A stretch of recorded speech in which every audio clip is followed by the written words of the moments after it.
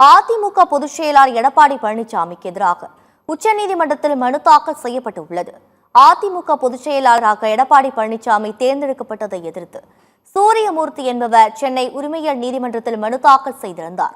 இதனிடையே சூரியமூர்த்தியின் வழக்கை தள்ளுபடி செய்ய கோரி எடப்பாடி பழனிசாமி தரப்பில் ஒரு மனு தாக்கல் செய்யப்பட்டது. இருப்பினும் சென்னை உரிமையியல் நீதிமன்றம் கடந்த ஜூலை மாதம் அந்த மனுவை நிராகரித்து உத்தரவிட்டது.